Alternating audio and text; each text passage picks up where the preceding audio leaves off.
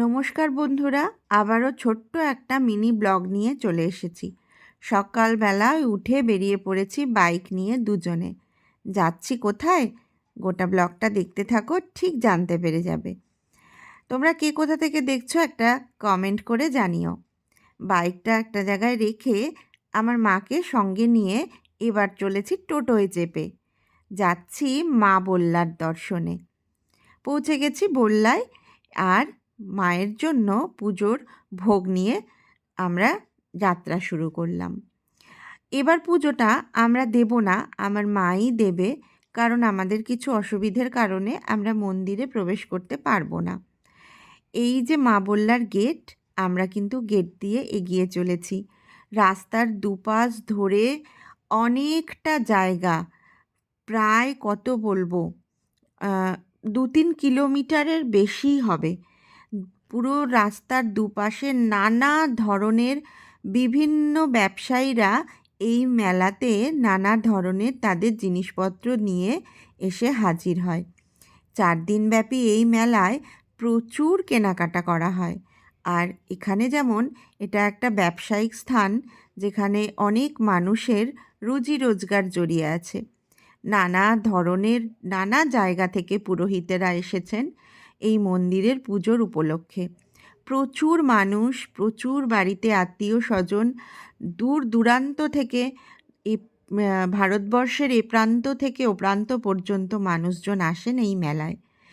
আমি মন্দিরে পুজো দিতে পারবো না বলে মা পুজো দিয়েছে, আর আমরা মন্দিরের বাইরে এই যে দেখুন এইখানে এইভাবে এখান থেকেই পুরোহিতদের হাতে ভোগটা নিবেদন করে দিচ্ছিলাম। এই নেটের ফাঁক দিয়ে মাকে একটু দর্শন করে নিলাম, কারণ প্রচণ্ড ভিড়। আমি যেখানে দাঁড়িয়ে আছি আমার পিছনে প্রায় অনেকজন মানুষ। ধাক্কাধাক্কি ঠেলাঠেলি এড়িয়ে একটু ভিডিও করে নিয়েছি। এই যে নেটটা দেওয়া রয়েছে, এই নেটটা দেওয়ার কারণ, সামনে থেকে যারা পুজো দেয় তারা অনেকেই প্রসাদ হিসেবে বাতাসা ছুঁড়ে মারে, আর সেই বাতাসা গিয়ে মায়ের মূর্তির আঘাত হতে পারে, সেই কারণেই নেট দেওয়া। প্রচুর মানুষের মনস্কামনা পূর্ণ হয়। মায়ের কাছে যে যা চায়, যে যা মানত করে, তাই পূর্ণ হয়। এই বিশ্বাস নিয়ে প্রচুর ভক্ত মায়ের কাছে আসেন একটা সামান্য একটু দর্শন পাবার উদ্দেশ্যে, কারণ এই মূর্তি এই পুজোর কটা দিনই এখানে স্থাপিত থাকে।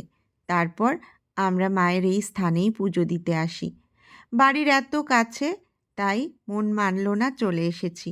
দেখুন কত দূর পর্যন্ত লাইন দিয়ে সমস্ত পুণ্যার্থীরা অপেক্ষা করছে একটু পুজো দেবার জন্য।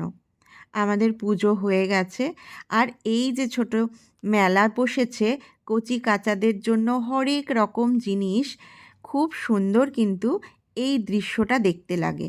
আমরা ছোটোবেলায় পড়েছিলাম আমাদের রচনা বইতে একটি গ্রাম্য মেলার দৃশ্য বর্ণনা করতে। এই জিনিসগুলো কিন্তু এখন হারিয়ে যাচ্ছে। আজকালকার ছেলেমেয়েরা হয়তো এই মেলা নাও দেখতে পারে, কিন্তু আমাদের জেলায় এই মেলাটি ভীষণ প্রসিদ্ধ হবার কারণে এটি দূর দূরান্ত পর্যন্ত এর পরিচিতি বা এর সম্বন্ধে মানুষ জানছে। প্রচুর মানুষ আসতে শুরু করে দিয়েছে। আমরা সকালে গিয়েছিলাম বলে একটু ফাঁকা ছিল, ভিড় বাড়তে শুরু করেছে।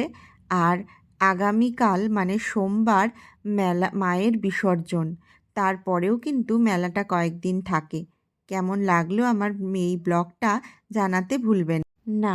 মায়ের কাছে একটা প্রার্থনা করে আপনার মনের ইচ্ছা জানিয়ে দিন, দেখবেন ঠিক মা আপনাদের মনের ইচ্ছা পূর্ণ করবে। ধন্যবাদ, আজ তবে আসছি।